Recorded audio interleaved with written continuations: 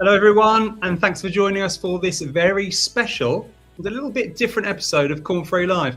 Today, we're going to be trying a new format, but as always, tackling a topic that is relevant to you all. And how do we know that? Well, this topic specifically has easily been one of our most popular posts over recent months, so much so that we want to dig a little bit deeper and expand the conversation. And that topic is rules worth breaking at work. Now, we have 5 guests today. Yes, 5 guests. And I'll be putting one rule to each of our guests to get their point of view as they attempt to convince us all to become rule breakers. It's going to be fast and furious. I don't want any umming and ahhing from our guests, and they will have the added pressure of being up against the clock. But before I introduce our guests, let's get started with a question for you out there. Are you a rule follower or maybe a rule breaker? If you had to put a label on it, push yourself here. I want one or the other. You can't sit on the fence. Tell us in the chat. Put it in there. Rule breaker or rule follower. So while you're having to think about that, let's do some intros. I'm your host, Darren Bolton, Chief Creative Officer here at Corn Ferry. And today I'm joined by, drum roll please, Dimondre, Randell, Kevin, Dipali, and Chloe. Hello, everyone. Give us all a wave when you finally come on. Hey, Darren. Lovely to see you all. Thanks for joining us. Now, you will all get a chance to do a little intro about yourselves in a minute, so be patient. Your time will come. But for all our viewers, a little reminder. Don't forget, rule breaker or rule follower, get it in the chat. But also, don't forget to get questions in fast, as each guest will only get a few minutes before we head out onto the next one. Hopefully, we'll have a little bit of time at the end to answer some of those questions. So don't worry about it. We will get to them at some point. Okay, so let's get started. So I'm going to ask to make our guests disappear, please, for 1 minute before we give them one time. Lovely, lovely. So first up is Dimondre. This is so exciting. Hello, Darren. How are you? I'm very good. Are you all right? Good to see you. Good to see you. So I just want just to give people a bit of context about who you are and what part you play at Corn Ferry. Can you just give us a little brief intro, please? Yeah, happy to. So again, everyone, my name is Dimondre Peak. I serve as the Senior Manager of Community Engagement here at Corn Ferry. And really the primary scope of my role is to manage our Leadership U for Humanity initiative, which is delivered out of the Corn Ferry Charitable Foundation. I also serve on Corn Ferry's DE&I team, working closely with our Chief Diversity Officer. And then I dibble and dabble in a few of our lines of business, primarily serving as a leadership development facilitator and also doing some organizational strategy work as well. That's great. Thank you very much, George. That's lovely. So your rule is about staying in your lane. So you have 3 minutes or less to convince us why this is a rule we should consider breaking. So I'm going to get my watch ready here. So your time starts now. All right. So as you can imagine, I'm not one to take heed to the advice of staying in your lane. I think when you think about that rule, a lot of it oftentimes is rooted in this idea of playing it safe. Now, when you stay in your lane, naturally, you're doing something you know how to do, you're probably good at it, and therefore you're minimizing that risk of failure. I like to think of it a little bit different, right? I like to think that stepping outside of your lane is this secret sauce for boosting 3 major career areas. And that's your brand, your development, and your relationships. I say that because at the core of what you're doing when you work on projects outside of your usual scope, you are developing new skills while also perfecting the skills you already have. And as you do that over time, you take on more projects, you develop personally and professionally, you begin to build, to create this brand for yourself in your organization that's rooted in versatility and agility. And who doesn't want to work with someone like that, right? Someone that can step in, fill the gaps, and really contribute in a meaningful way. Again, over time, as you nurture that brand, you build that brand, you're then able to leverage it as a tool for being able to cultivate relationships with key stakeholders in your organization. I'll give a great example of how this is played out in my role. When I first decided to lean into facilitating, I was offered an opportunity to facilitate a global session for our Corn Ferry colleagues. I was apprehensive at first, it was new, it felt uncomfortable, but decided to still lean in. I facilitated the session, it went amazing. And then a few months later, I got a call from a colleague. And the colleague, she said, "Hey, Demondre, I've heard of the amazing work you're doing with Leadership U for Humanity. And I was on the session that you facilitated a few months ago." She said, "Well, I would love if you could work with me on this project for a new client that the firm just got."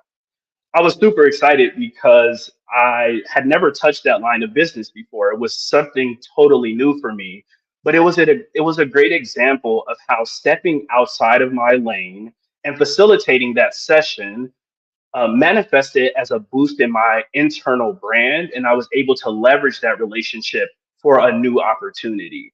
And then I just went through that same cycle again, right? On that new project, I was able to build new relationships, develop new skills, and continue to feed into my brand. So I say all of that to say that while staying in your lane can make you feel safe, I think that stepping outside of it is an effective way to boost your career forward. Yeah, that is great. Oh my goodness. How was that? 3 seconds. I timed it. That is impressive. That is impressive. I like it. Absolutely. Oh.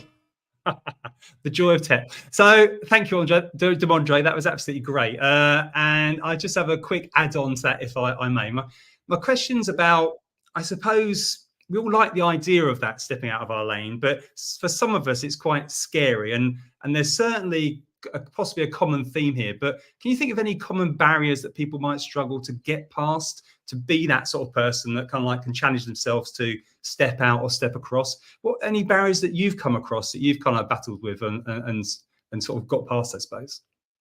Yeah, I absolutely think it's a matter of mindset shift, right? I think even as I mentioned with my the opportunity to facilitate, I had some fear, some uncomfortability, and sometimes our natural reaction or mindset is to retreat when we feel that.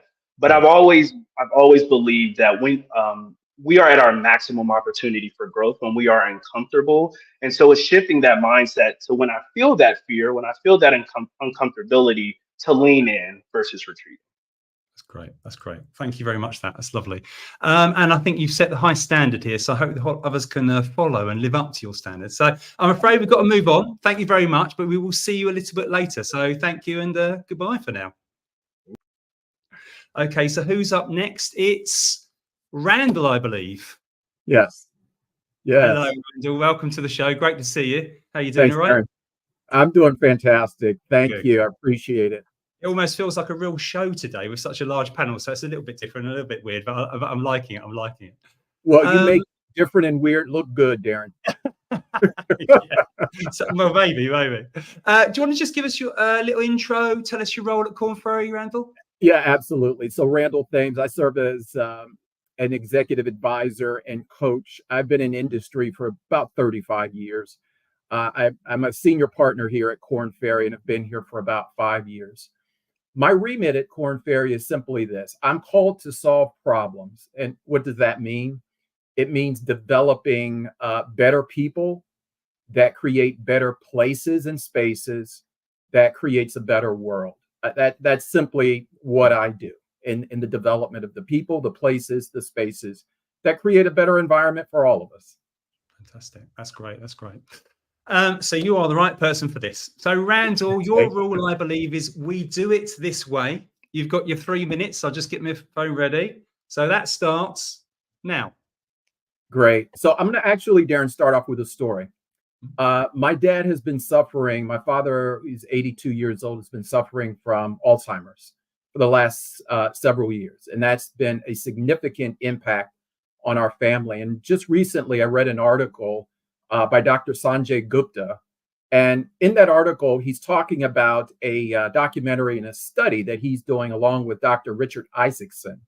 And this was an article that was actually released just 2 days ago. And what it referenced was this. It's a process. And Dr. Sanjay and Dr. Isaacson are world-renowned global neurosurgeons or brain doctors. And they talk about the black box of the brain and the study of Alzheimer's and this disease as it impacts the brain. And so this is what brings me back to the topic and the subject and made what we're talking about, we do it this way. The studies of how things operate, if you do it the same way that it's always been done, you're going to get the same result. And so here's the parallel to the research and study for Alzheimer's. They're thinking about doing things differently. Now, what does that mean in the context of who I work with the CEOs and the executives and the boards as an advisor? I ask them the same thing. If you do it the same way, what results are you going to look to get? It's the same results. So if you look at expanding and optimizing by thinking of things and doing things and creating, yes, it's going to be a black box, if you would, but we're not talking about the same box. We're talking about, as De'Mondre said, we're talking about maybe not being in that same lane or the same black box, but expanding it. What do I mean by expanding the box? We have to look at things differently. We have to look at things differently from different lenses. That's where you lean on innovation through diversity and diversity of thought, the diversity of ideas that you bring and accept at the table. So if you're looking at doing things differently through the lens of optimizing them, then you will absolutely have outcomes that will look better, see better, develop better. And then the outcome is a better people, better places so that we can live in a better world. So I'll stop there. That's brilliant. That's great. Fantastic. And quite powerful as well. And I suppose it'd be really interesting. I think, we've all got these rules that we're looking at breaking, and there's 5 of you here. Is there any examples within your career where you've broken this rule or embraced this kind of thought yourself? Yeah, absolutely. And so in terms of we are doing it and we've always done it this way. And again, we're talking about breaking the rules of expanding the box or the lanes that we operate in. I've been working with an executive that actually it's a global retailer, and they serve millions, and there are millions that are actually employed.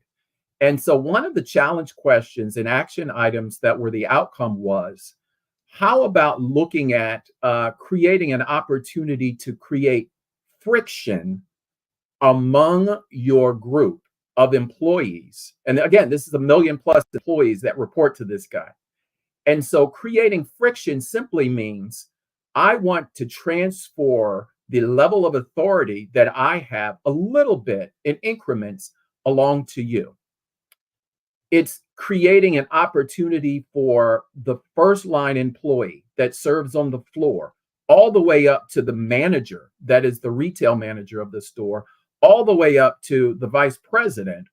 I am going to transfer a little bit of that authority that I have, so that I am going to make you the authority for it.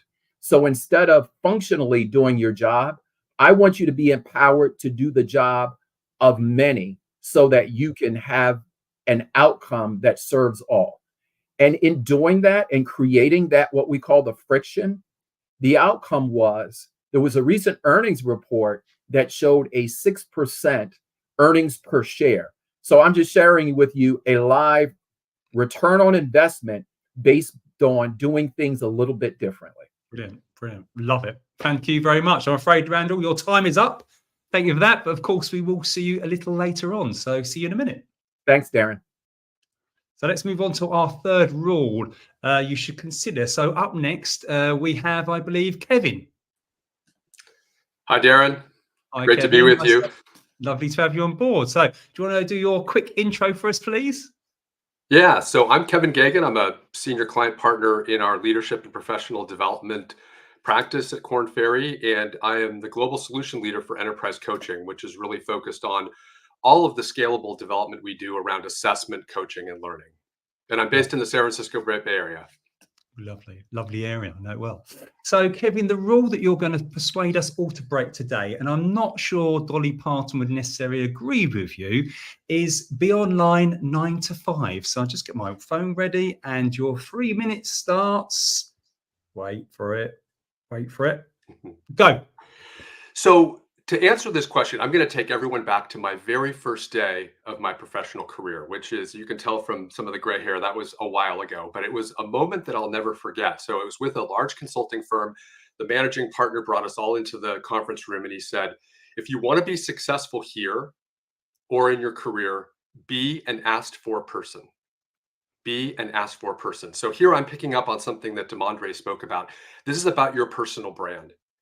Do you collaborate? Do you deliver for clients and for your colleagues? Are you always raising the bar in terms of meeting your accomplishments? That's about your personal brand. When we focus on that, what we can control, then things like work, being online 9 to 5 or work-life balance or some of these things become easier for us to really deal with. I mean, I guess I would reframe this a little bit from breaking the rule of being online 9 to 5, or even broadening it a little bit to this idea of remote work and always being in the office, those sorts of things. What we can control really is sort of our brand. Are we someone who always gets the job done? Do we deliver? Are we going the extra mile, kind of 24/7? And when that becomes our personal brand, when our colleagues and our clients and the people we work with know that we are always going to honor our commitments, we're always going to deliver, then it becomes a little less important, were you online 9 to 5? Now, of course, there are some, housekeeping rules. If you're going to be away from the office, set your out of office so that people know if they can contact you on your cell phone or when you'll be back. But really, the broader mindset here is this idea of focus on what you can control. Manage your brand so that people know that you are somebody that will deliver for them. You're going to honor your commitments. You're going to go above and beyond to get things done. And as that partner said to me on the first day, be an asked for person. When you focus on that, you buy yourself a lot more leeway so that you can manage your work life so that it works for you. It might be 9 to 5. It might be more remote. It might be saying I'll get something done over the weekend because I need to take this afternoon off. So that's really my advice here, would be reframe it from breaking the rules to focus on what you can control. And the really important thing is making sure your brand is someone who always delivers.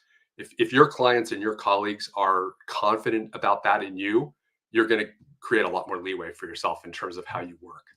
That's great. And I mean, I can't believe you're all playing by the rules here and fitting inside 3 minutes. Anyway, so a quick question for you, Kevin, and I think maybe our audience will be hopefully quite interested in this. And you kind of did touch on it there, but I was just thinking earlier about, when it's 9 to 5, you kind of know where you stand, right?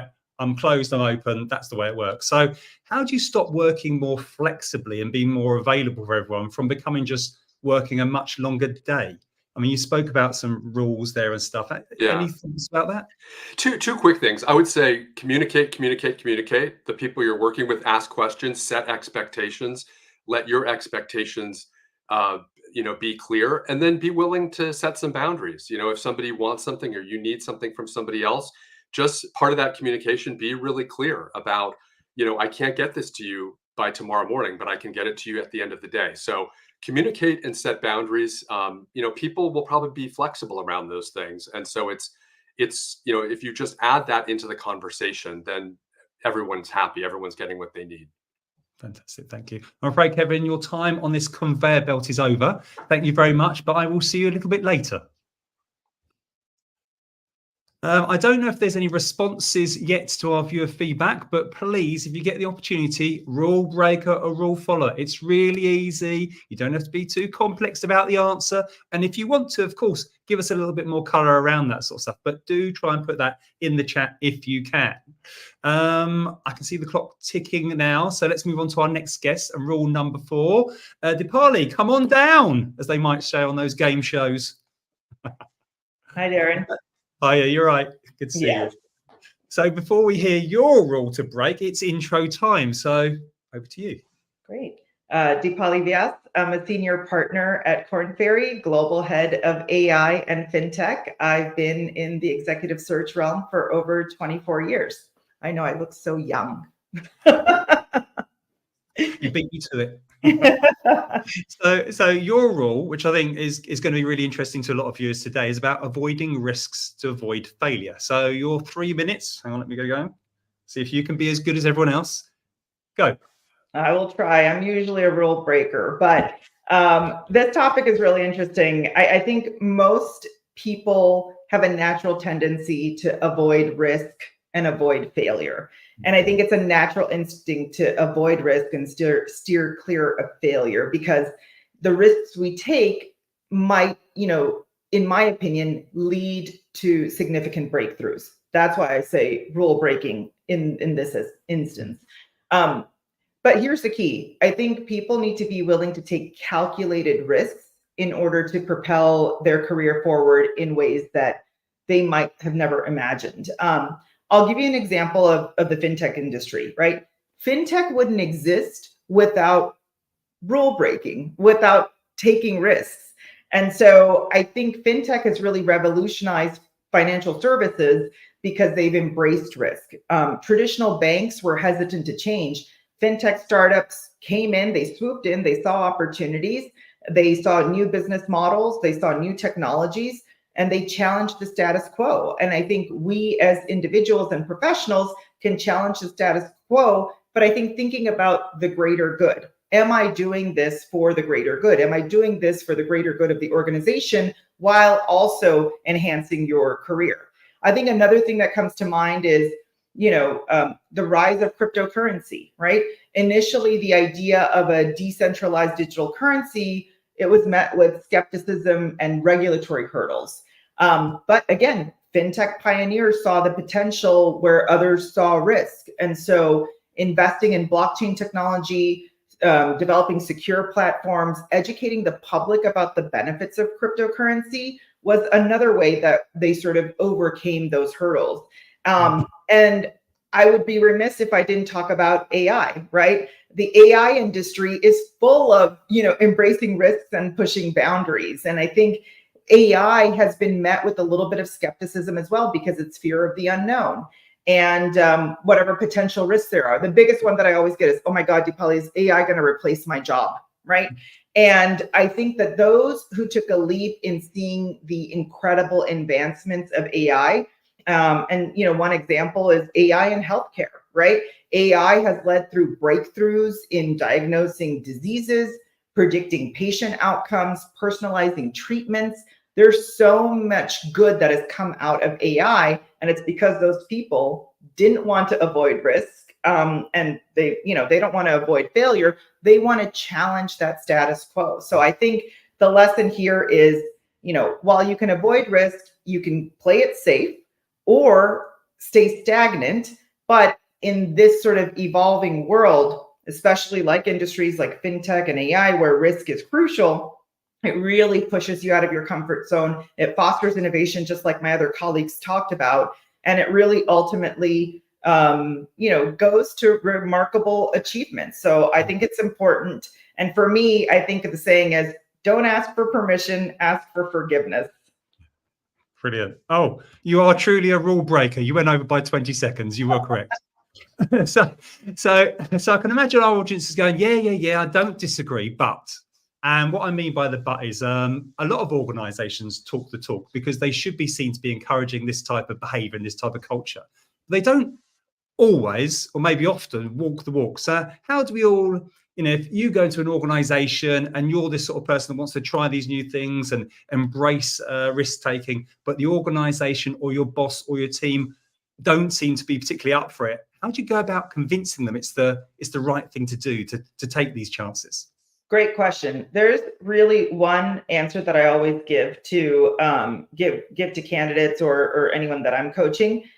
Try it as a pilot, because as soon as you pilot something in a small way and there is a small success, then you're able to scale it. And you're more than likely to convince your boss or your boss's boss that I want to try this in a really sort of safe realm, in the realm of a small pilot. Let me test it out. Let me innovate. And then if it doesn't work, fine. We didn't do it at such a big scale that it's a colossal failure, but at least I was able to take the risk and do this in a small subset and really kind of test things out. So pilot, incubation labs, innovation labs, they work.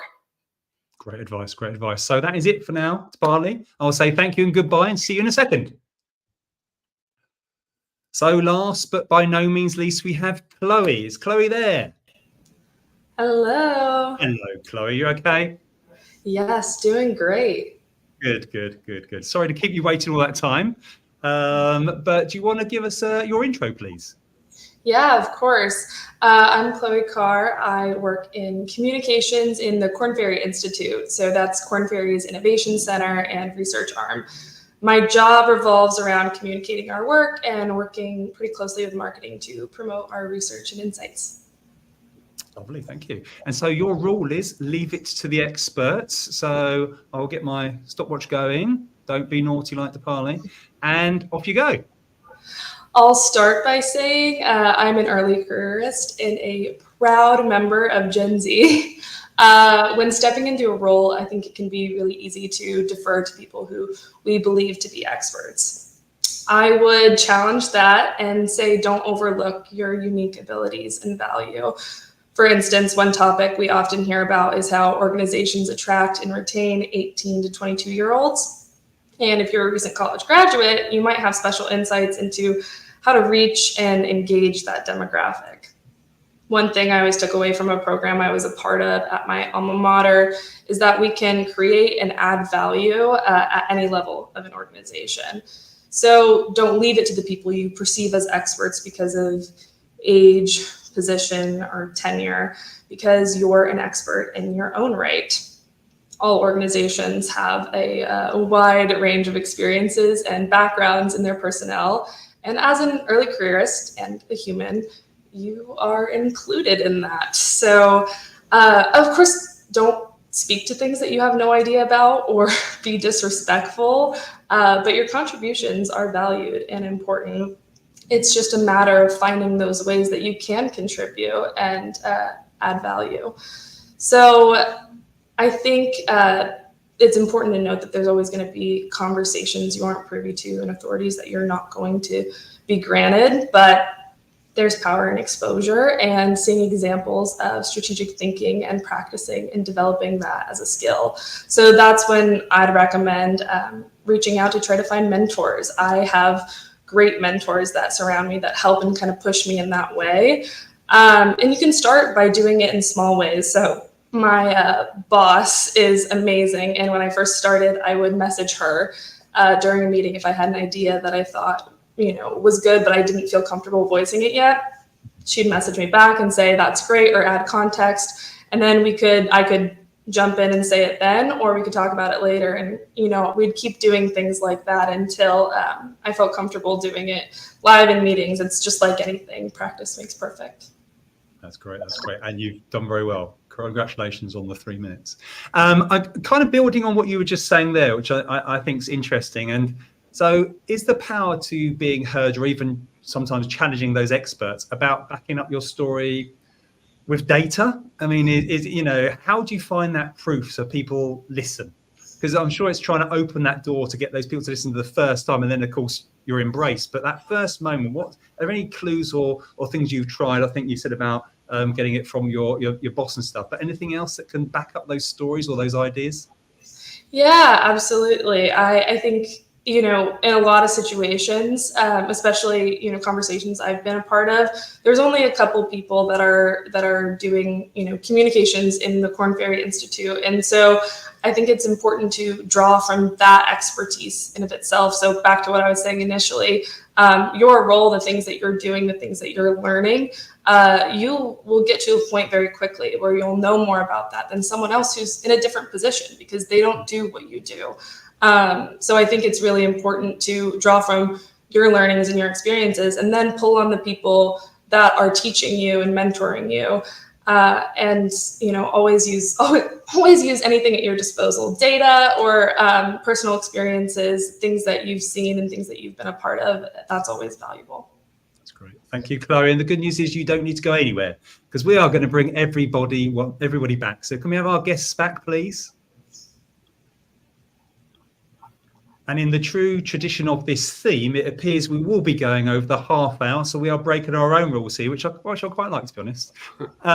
So while we get our guests all lined up, ready for a few more questions, maybe you can let us know in the chat any of these rules really connect with you today, or any ones you're struggling with, or maybe there's different rules that we haven't talked about today. You know, these aren't the only 5 rules, let's face it, but it'd be good to see some kind of ideas coming back from you. So I can see one on the screen, which looks good.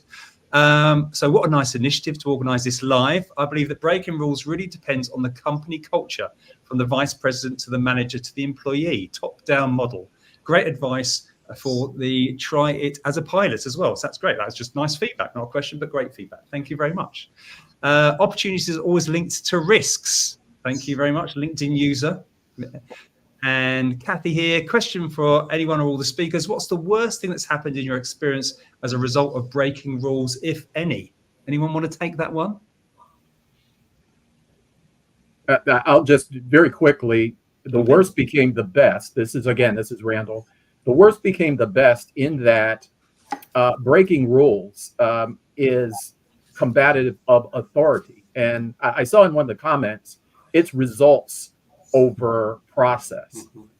And if by breaking the rule, I was excused of my job at an early career, but that turned out to me to be the best thing that's happened to me, because that was not the best fit for me. Because I was then given an opportunity to go in an environment, a culture, a job where I was able to challenge and to move the needle. And that absolutely turned out to be the best. So that's why I say the worst became the best. Losing the job became the best thing, because I actually was able to get into a position where I was walking in my purpose, that I was be able to create best impact. That's great. Anybody else want to add any more to the examples? I'll actually reframe that. It's almost as if, play out your fears. One of the things that I did was I asked for an off-cycle promotion and raise, right? If the rule is you have to wait until your performance review, you have to wait until this time. But then I was like, well, why don't I just play out my fears? What is the worst that can happen? They're going to say no, but what's the best that can happen? They know that I'm extremely motivated. They know what I want, and they know what I am asking for. So when that time comes, there's full transparency in what my motivations are. And so I think reframing that in terms of breaking the rules versus play out your fears. What's the worst that can happen, and go for it. Great. That's great. Yeah, absolutely. What is the worst that could happen? Isn't that a famous brand? We won't go into that right now. So all of this sounds great. But if we're all not listening to experts, if everyone is out of their lane and everybody is taking risks all the time, it does sound a little bit like anarchy and chaos. So I guess the big question, and maybe we can end on this one, is how do you get the balance right as an organization? You want to encourage this, but is it right that everyone is embracing this all the time? I don't know who wants to take that. Well, I'll respond here. One of the ways, a couple of the panels have talked about culture. One of the ways companies create culture is who they promote and who they highlight. And so if they are promoting leaders who have brought order, in some rule obeying, but also breaking the rules, people will know that history. And so I think by promoting people that, sort of toe the line when it's right and break the rules when it's needed, people will look at that, and that will create the culture of that right balance that you're talking about, Darren. Right. And anybody else want to add to that? A last comment before we go, maybe. I would say disruption is not breaking down, but building up, and creates an opportunity to build up, not break down. Yeah, that's great. Lovely. I like that. Last chance. Anybody else? No, we're going to call it a day. So thank you, everybody. You've just been amazing. Fantastic session. It's great to have the kind of the energy of you all today. And I think it's a really exciting and different kind of format, which I think we might do again. So thank you very much. And thank you for not breaking the rules too much to Carl, if not you. And I'll see you all again soon. So thank you very much. Thanks, Darren. Bye, everyone. So that was all a bit different. And if you like that approach, put some feedback in the chat. We're always thinking of new formats, and this could be a regular one we sort of pepper throughout. It's always quite nice to have a more different opinions, I guess, from a wider group. So it'd be good to hear your thoughts. Stick it in the chat now while we're just finishing up. And if you want more on this topic, there should be a link in the chat also, so look out for that. You can also follow us on our usual social media channels, or why not sign up to our weekly newsletter, This Week in Leadership, for all the latest insights. So that is it for today. Hopefully we've inspired a few of you to go and break some rules. Good luck with that. And I hope to see you all again soon. So thank you and goodbye.